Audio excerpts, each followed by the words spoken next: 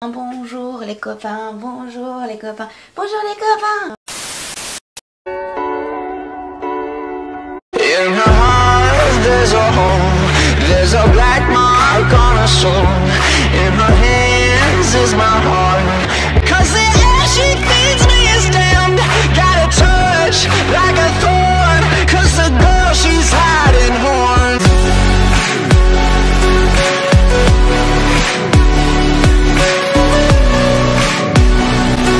She got two little horns and they give me a little. Hey, salut à tous et à toutes. C'est par catégorie, vous le savez. Tout d'abord, le josei, c'est une catégorie fourre-tout, hein, donc on peut y retrouver du slice of life comme des mangas un peu plus olé olé. Et on commence avec le chat aux 7 vies de Glénat, une saga qui sort le 2 janvier et qui se termine en 3 tomes. Et rien que la couverture me donne envie. En plus, ça parle de Neko. Et comme vous le savez, j'adore les chats. Malheureusement, toutes les personnes qui sont ou seront amenées à vivre avec moi plus tard sont allergiques aux chats. Donc autant vous dire que c'est pas demain la veille que j'aurai mon petit Neko à moi. Mais bref, dans ce manga là on va croiser deux chats qui détestent les humains et en fait ils ne voient en eux que des personnes qui les nourrissent uniquement, donc c'est purement pour un besoin primaire. Et ils vont un jour tomber sur une jeune femme qui va entre guillemets les recueillir, en tout cas c'est comme ça que ça nous l'est vendu. Et au départ chacun, donc que ce soit le chat ou la femme, vont avoir une mauvaise impression les uns sur les autres et au final ça va changer leur vie, donc on présuppose qu'ils vont vivre ensemble, etc. Et ça nous est vendu comme quelque chose qui n'est pas du tout niais, qui est plutôt même profondément humain et que l'auteur a su nous dépeindre avec beaucoup de justesse et que les personnages étaient vraiment attachants. Voilà, moi je pensais par contre que le chat ça avait de vie. Chez Pika dans la collection Red Light, piège charnel qui est en cours au Japon pour l'instant avec 7 tomes et rien que la couverture me donne envie. Donc ça nous parle de Kaori, une jeune femme active. Tout lui réussit puisqu'elle est bien au travail, dans sa peau, mais elle a un secret, c'est qu'elle entretient une relation avec son patron. Et du coup je pense qu'il n'y aurait pas d'histoire si cette relation n'était pas amenée à être découverte, et d'ailleurs ça va être le cas puisque Haruto va découvrir son secret. Le problème c'est que le patron, même si elle sait qu'elle n'aura pas son avenir avec lui, elle ne peut pas s'arrêter de l'aimer et qu'en plus il est très possessif envers elle. Mais il y a eu une petite couille si je puis dire, c'est que Haruto et elle ont apparemment, d'après le résumé, eu une petite relation d'une nuit et qu'il lui dit que si elle ne jette pas le patron, elle n'arrête pas sa relation adultère avec lui puisqu'il est marié, et bien il la tourmentera, il va la harceler si tu veux, mais aussi il ne lui fera plus goûter les plaisirs auxquels il lui avait déjà fait goûter. Donc moi je me dis en fait tu veux 2 relations, mais la vraie question pour moi quand j'ai lu ce résumé qui se posait, c'était de savoir pourquoi Kaori tient tant à ce patron là, après tout il y a plein d'autres hommes, et pourquoi Haruto veut à tout prix qu'elle s'éloigne du patron. Peut-être qu'il est amoureux d'elle, mais à mon avis vu son caractère un peu sadique, c'est qu'il y a une autre raison. Ça sort le 12 février et sans plus tarder on passe à la catégorie Shoujo. Si je la passe en premier, c'est bien évidemment parce que c'est pas le genre que je lis souvent, mais c'est par contre le genre dans lequel je suis à fond en ce moment, donc il fallait que je vous le partage forcément, avec la suite notamment le tome 13 de Black Prince and White Prince que j'ai pu feuilleter, qui sort le janvier. Et pour la petite histoire, je crois que c'est pendant la fête culturelle, bref, ils vont découvrir quel élève avait fait tel sale coup, il va prendre une photo d'un autre personnage à qui il va faire du chantage, donc il va essayer de provoquer un accident, blablabla, on connaît l'histoire. Je pense à un tome entre deux malgré qu'il y ait un tout petit peu d'action, et j'ai très hâte de rattraper mon retard sur la série parce que oui, je feuillete des tomes alors que je n'ai pas lu des tomes antérieurs.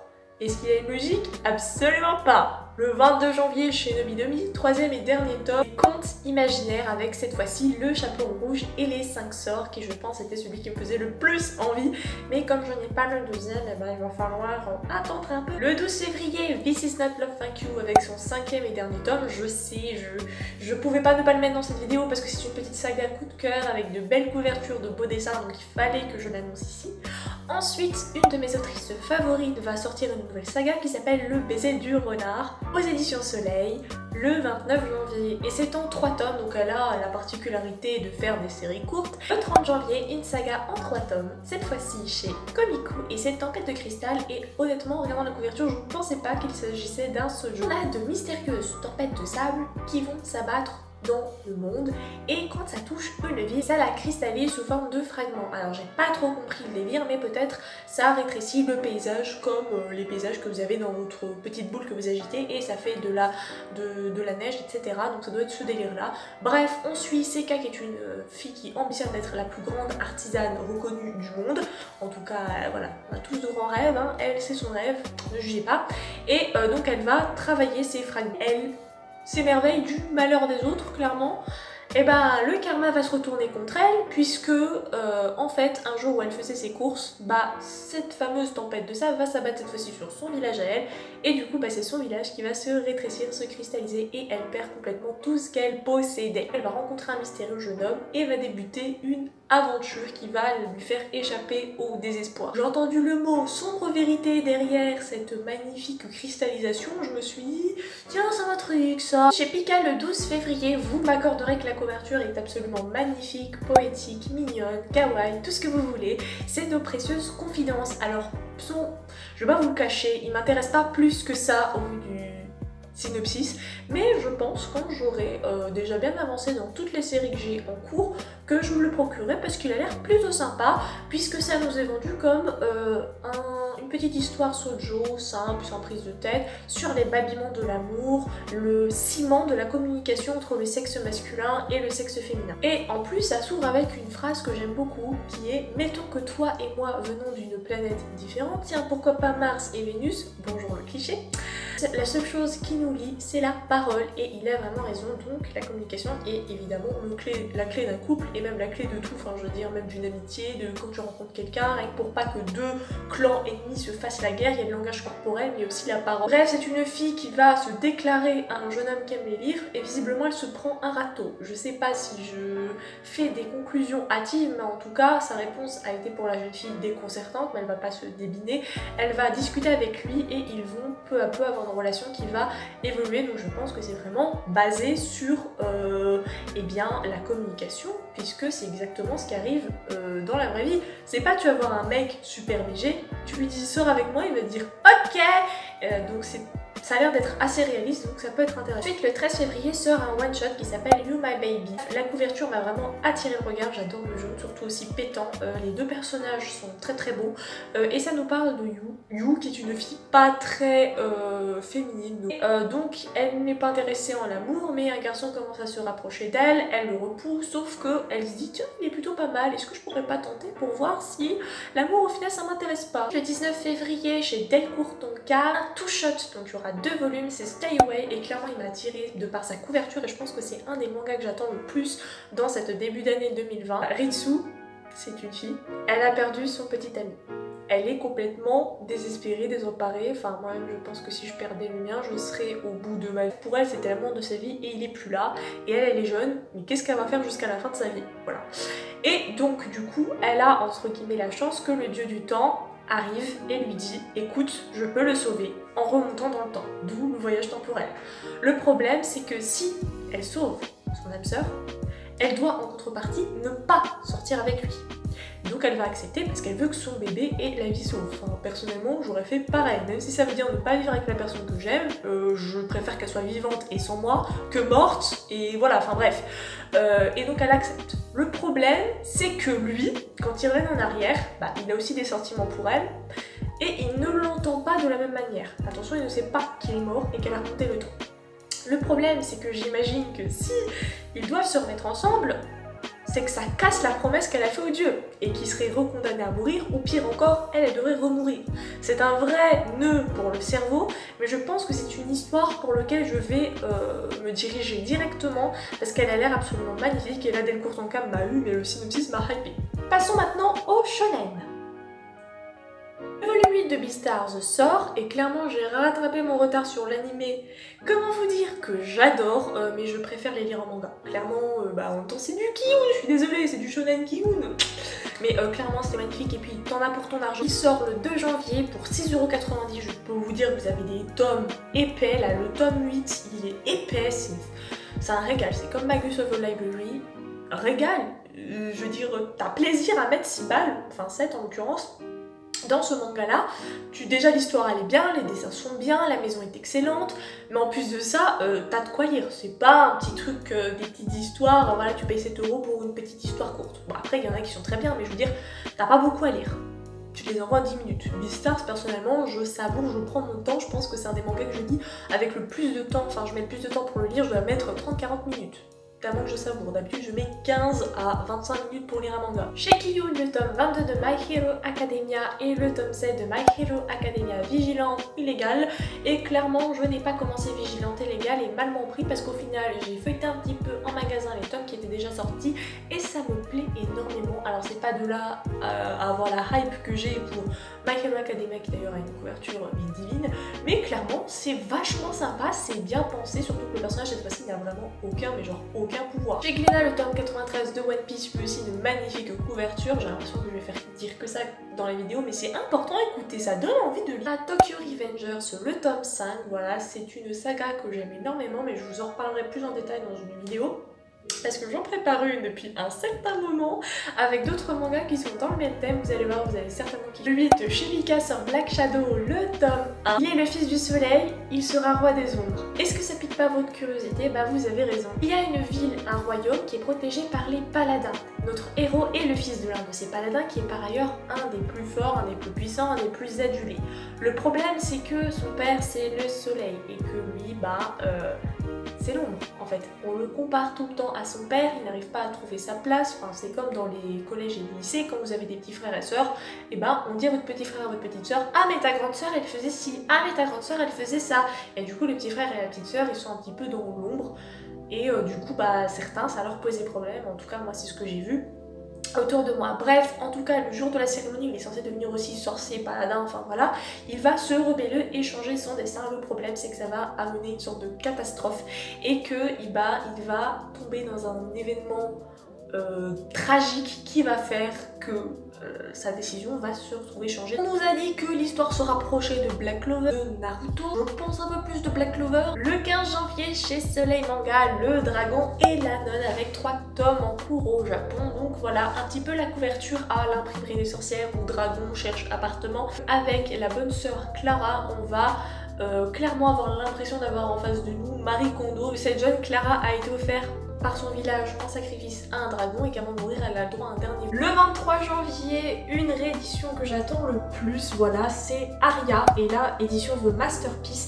Particularité, ce sera des doubles voire des triples tomes.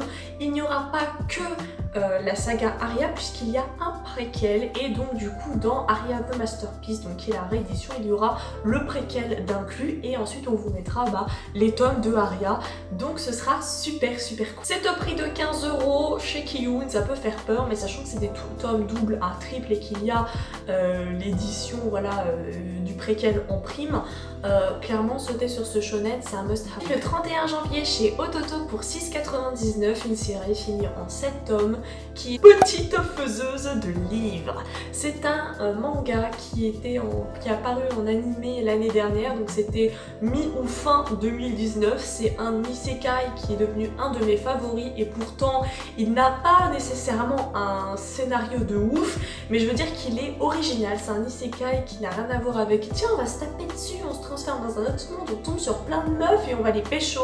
Non, c'est une petite fille qui malheureusement est une réincarnation car dans son monde, qui est d'ailleurs notre monde actuel, elle lisait des livres et tout, il y a eu un tremblement de terre, elle s'est pris des livres sur la tête et elle est transportée dans un monde où malheureusement il n'y a pas de livres. Donc je vous ai déjà parlé de l'animé, donc si c'est pas le cas n'hésitez pas à aller voir la vidéo, mais clairement il faut que vous achetiez ce bouquin, il faut que vous le lisiez, déjà l'animé est excellent, donc forcément le manga sera 2 à 3 fois plus exceptionnel et la saison 2 a déjà été commandée, donc si c'est pas déjà fait n'hésitez pas à aller voir la vidéo Anime News 2012. Le 5 février chez Delcourt, le prix du reste de ma vie. Donc en fait ça a défrayé la chronique, j'ai vu il y a beaucoup de gens qui en parlaient sur internet. Il n'est pas encore sorti au moment où je tourne, mais les gens ont vu le résumé, apparemment il y en a qui ont eu des scans et tout, ça discute, c'est terminé en 3 tomes et c'est vrai que ça a l'air super cool. Kusunoki c'était un enfant qui avait plein de rêves, de passions, d'ambitions, mais quand il a grandi, il est devenu adulte, il a complètement été... en fait il était paumé, désillusionné, désargenté et il entend parler d'une boutique où tu peux justement revendre ton espérance de vie, ton temps de vie, ta santé contre un peu d'argent et c'est ce qu'il va faire. Malheureusement, et c'est chaud quand même que pour avoir besoin d'argent, tu vends une partie de toi, enfin tu enlèves ton temps sur terre parce que tu penses qu'il te reste rien à vivre, etc. Que tu es au plus bas, au gouffre, etc. T'as pas d'aide. Il s'est fait une estimation où il a 30 ans et 3 mois à vivre et qu'il peut en retirer 2500 balles. Donc il décide de vendre toute son espérance de vie, à l'exception des 3 mois. Il a 30 ans et 3 mois à vivre, le mec il vend ses 30 ans. Ça veut dire que dans 3 mois à compter du jour où il est, et ben il va mourir. Donc je comprends pas pourquoi il vend son espérance, si au final il vit que 3 mois, et que en fait après il pourra pas utiliser l'argent qu'il a en fait. Je sais pas qu'est-ce qu'il compte en faire. Faudrait que je le lise, ça a l'air trop bien. Sous la supervision de Miyagi, il va vivre ses 3 derniers mois. C'est une jeune femme qui va veiller sur lui pour vérifier que pendant ce laps de temps il commette rien de répréhensible. Sauf qu'à mon avis, il va reprendre goût à la vie, il va peut-être regretter d'avoir vendu le reste de sa vie, etc. Un manga qui me fait de l'œil, c'est Parasite Amoureux. Il sort le 5 février pour 7,99 chez Delcourt Tonkam. Je sais pas si ça va plaire à tout le monde, mais ça nous parle de Kosaka Kengo, qui est au chômage, et de Ijiri Sanagi, une adolescente qui est une hikikomori, elle ne va plus à l'école. Ils vont essayer chacun de leur côté de se réintégrer à la société, et vont finir par tomber amoureux, être attirés l'un par l'autre, mais le bonheur va pas durer longtemps, et là le synopsis a une phrase un peu chelou, c'est marqué le bonheur ne va pas durer longtemps pour eux, car ce qu'ils ne savent pas c'est que ce sont des marionnettes manipulées par des insectes.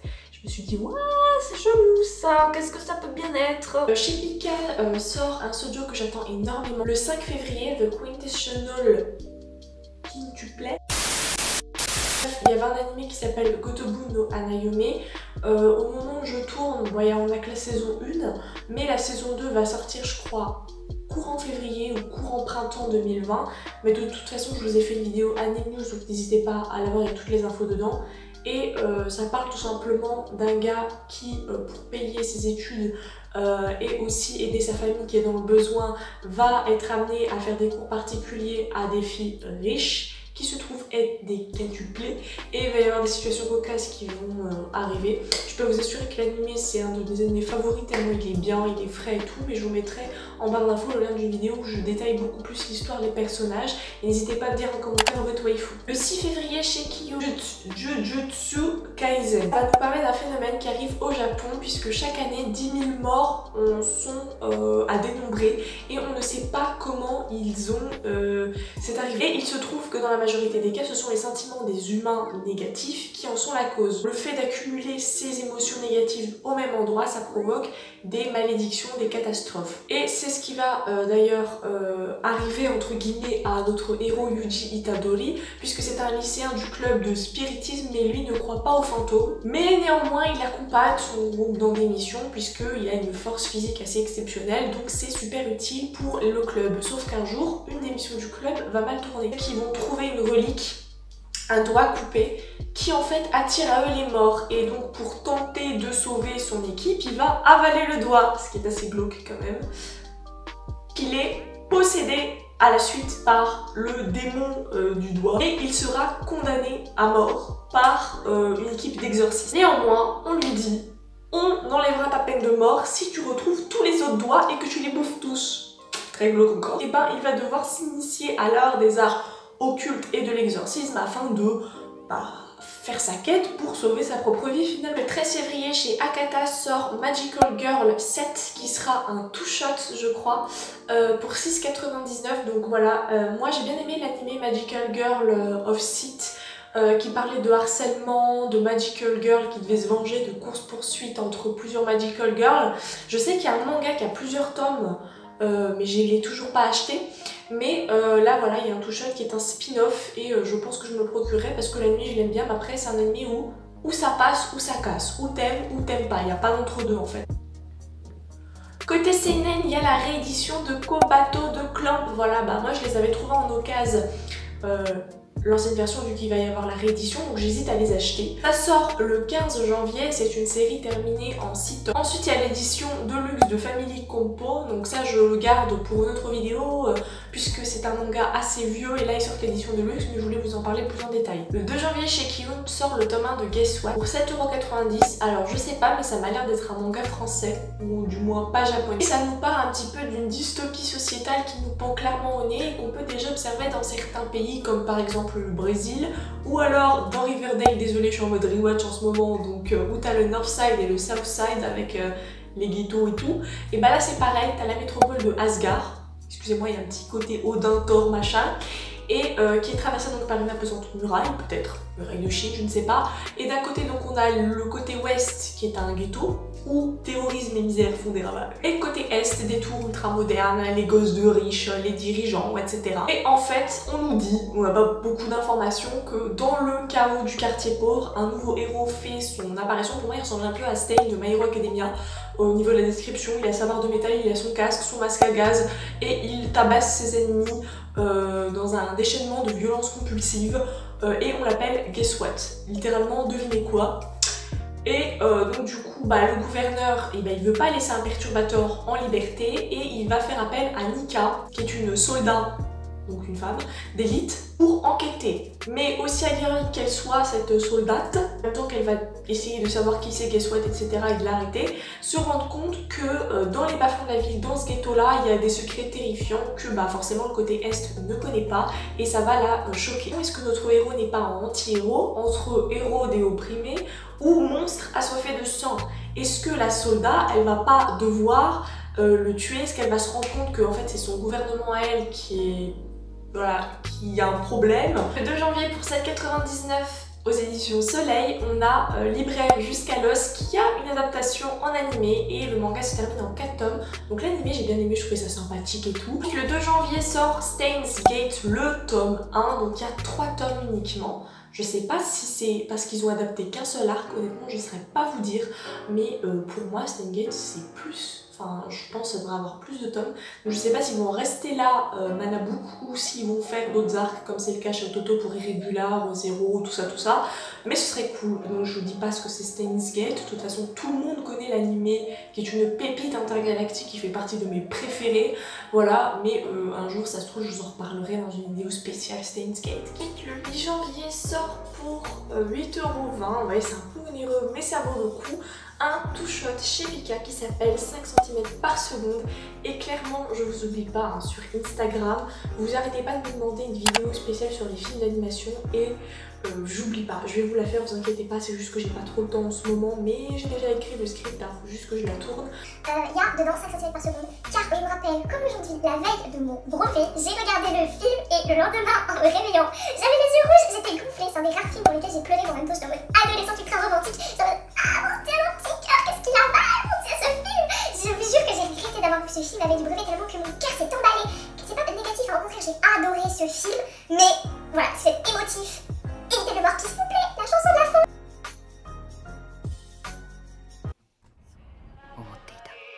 いつでも探しているよどっかに君の姿を向かいのホーム路地裏の窓こんなとこにいるはずもないのにできないことはもう何もない全てかけて抱きしめてみせるよ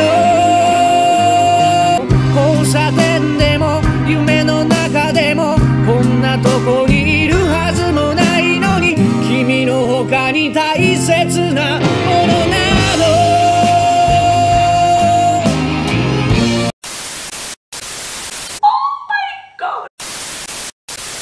Le 8 janvier chez Doki Doki sort au prix de 7,50 € ensemble avec Raftalia.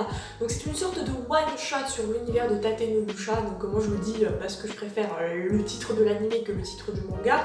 Je n'ai toujours pas acheté le manga mais ça ne saurait tarder parce que c'est un coup de cœur intergalactique. Ça fait partie de mes isekai favoris.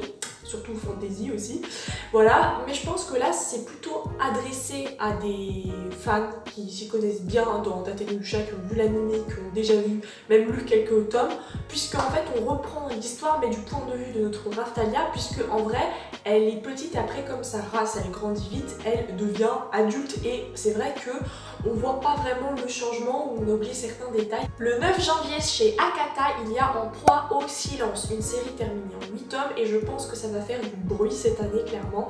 Et si je peux l'acheter, je serais vraiment beaucoup trop heureuse parce qu'il me fait envie et ça parle d'un thème qui me traumatise, qui me tient à cœur, etc. C'est les non-dits, les secrets, le domaine de l'école et le domaine du viol. Donc clairement, la couverture est jolie, mais je pense que c'est pas à mettre entre les mains de tout le monde, faudra s'accrocher.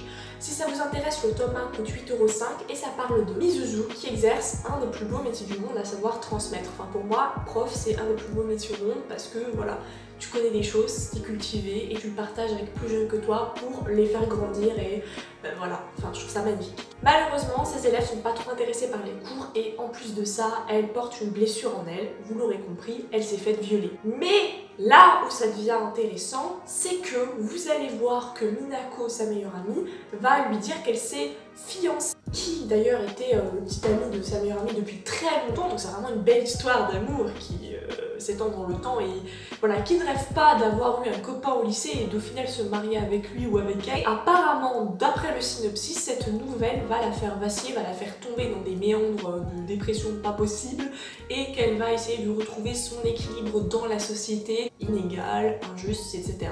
Et c'est vrai, puisque rien qu'on regarde en France, il n'y a que 1% des violeurs qui sont condamnés.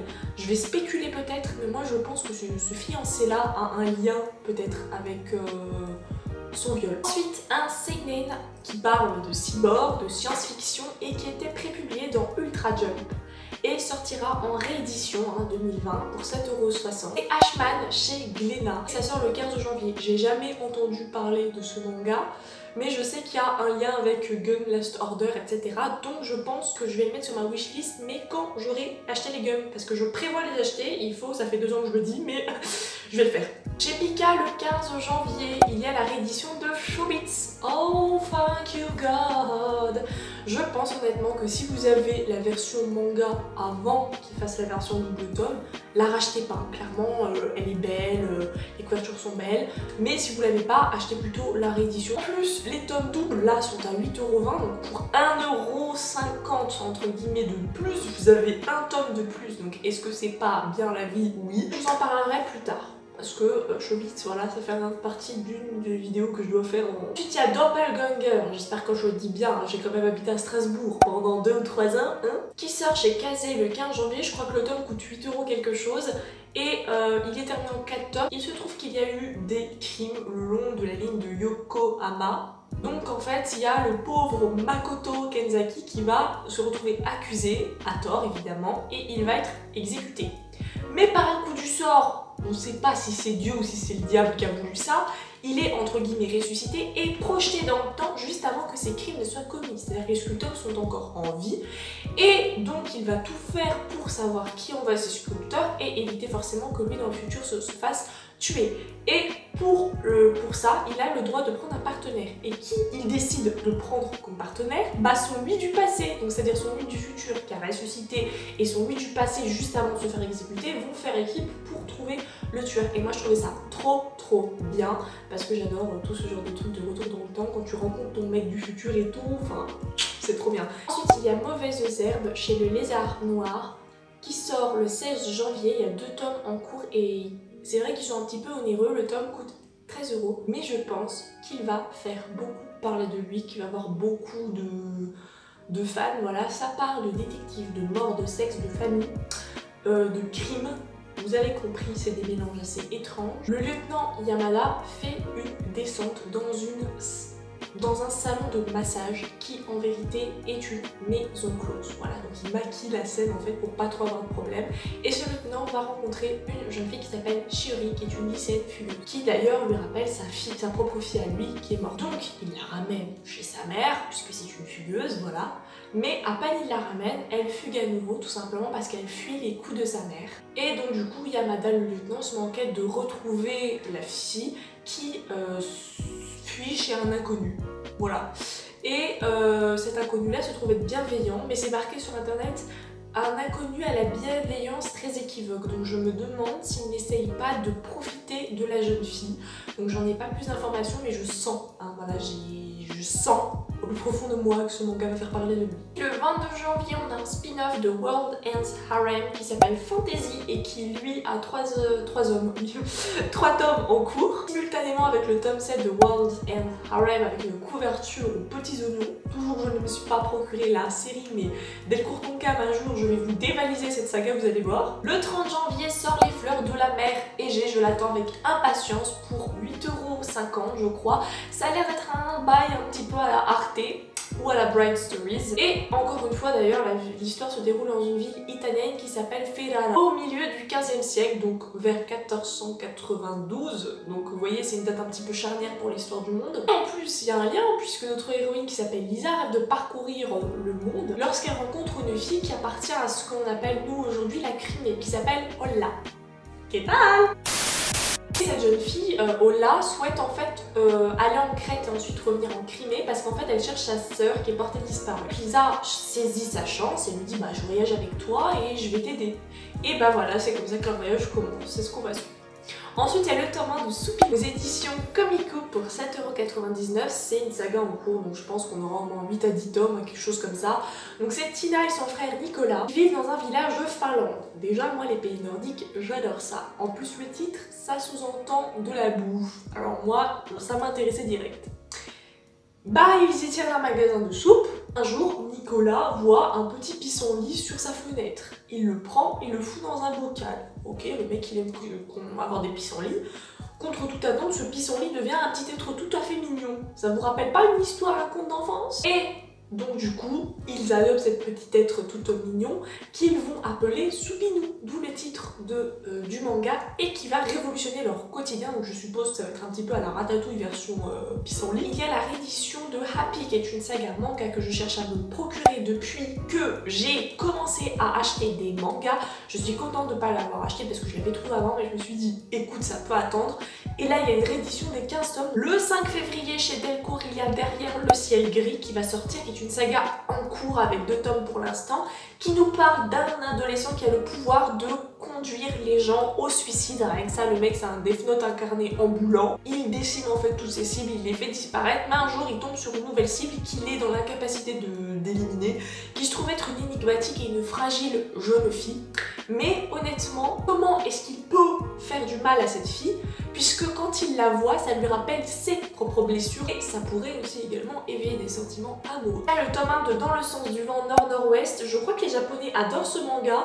Moi je pense que ça va être un classique du genre. Nous on l'aura le 12 février, ça coûtera 7,99 € et ce sera chez Soleil. Donc ça nous parle de Kei qui est un détective indépendant de 17 ans, hashtag Conan, et qui vit avec son grand-père français en Islande. Oui je sais, je pense que vous avez compris que j'aimais bien les pays nordiques, hein.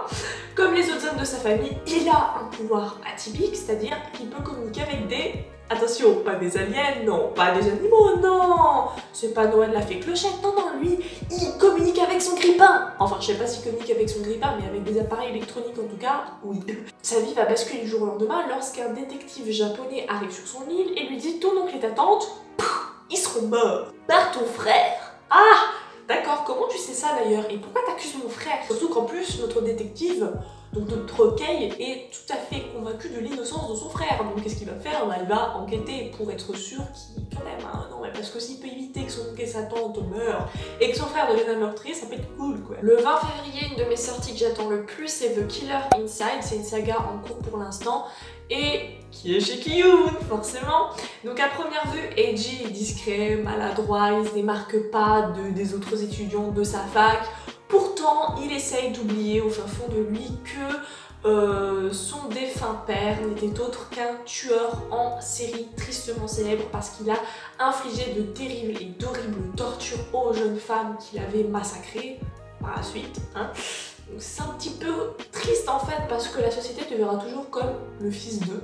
Voilà, le fils du mec qui a tué ma fille quoi, donc bon, c'est pas cool pour avancer dans la vie, un peu comme dans le bateau de Thésée. Donc, après des années à fuir, il réussit entre guillemets à trouver sa place, mais un matin, il se réveille avec l'une des plus belles meufs de son campus à côté de lui. Et elle lui dit « Je suis tombée amoureuse de toi parce que tu m'as sauvé la vie de un tel. » Et lui il dit « D'accord, c'est cool ça, j'ai une meuf super bonne rien que pour moi.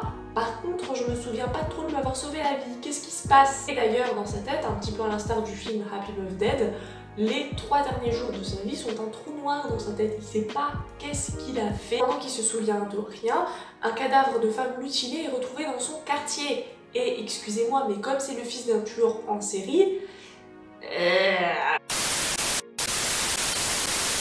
Ensuite, le tome 1 d'un de mes animés favoris, j'attends de voir le film avec une impatience folle, c'est Rascal Does Not Dreamt of Bunny Girl Senpai. Vous connaissez cet animé, j'arrêtais pas de vous en parler il y a 1 an ou 2, voilà, j'arrête pas de vous saouler avec ça. Il le sort en manga, je suis trop contente, moi je suis déjà fan des Bunny Girl, mais alors en plus Mai, c'est mon bébé intergalactique. C'est un two-shot en plus, ça sort le 21 février, donc si je l'achète pas, je ne m'appelle pas Attack of the Otaku. Chez Akata, il y a aussi le tome 1 de Nos cœurs évanescents qui m'intéresse, une saga courte finie en 8 tomes, et qui va nous parler du quotidien de jeunes artistes qui vivent leur art en même temps qu'ils sont en quête de qui ils sont. Et ça a l'air tout mignon, tout frais. Bon après c'est vrai que maintenant je suis plus trop dans ce délire de lecture adolescent, etc. de se chercher soi-même, enfin parce que moi je suis passée à autre chose, clairement j'ai quitté l'adolescence. Les packs, c'est ma catégorie favorite, packs, culture, etc. Il y a la réédition de Un monde formidable de Inyo Asano, et je crois même que cet auteur a été porté au festival de Angoulême, s'il me semble bien. Inyo Asano c'est un de mes auteurs entre guillemets favoris, donc il faudrait que je me procure cette œuvre, j'ai un petit peu du retard. Ça sort chez Kana le 31 janvier pour 19,90 €. Et ça par contre, si je l'achète pas, je n'appelle pas Attack of the Otaku également. Le pack découverte, mais en même temps série complète de Winged Mermaid. C'est un des premiers mangas que j'ai lu, je l'avais emprunté à la bibliothèque, il est fini en 3 tomes et là on a 2 achetés, 1 offert, c'est un pack, voilà. J'ai raté déjà le pack de Trisagion, mais ça ne saurait tarder que je me le procure. Sans déconner, il y a également la réédition de Shaman King qui je pense est celle qui me hype le plus, voilà. Ils ont sorti le tome 1 et le tome 17, tout simplement, c'est des doubles tomes, à part le tome 17 qui est un triple tome, et en plus c'est la véritable fin de Shaman King, donc en fait même les gens qui achètent l'ancienne version de Shaman King n'achètent pas les 3 derniers tomes, mais achètent la nouvelle édition de Shaman King. Personnellement, moi j'aimerais n'avoir que la nouvelle édition parce qu'elle est trop belle. En plus les dessins ont été revus, remasterisés, donc c'est vrai que c'est un côté un peu plus frais, un peu moins années 2000, donc personnellement c'est mieux. Et ça m'a donné envie de revoir l'animé cet été. Youhou! Yo, je t'aime trop. Voilà, cette vidéo est à présent terminée. Je suis désolée, j'ai pas arrêté de changer de vêtements. Cette vidéo est longue, mais comme d'habitude, il y a des sommaires en barre d'infos. Sur ce,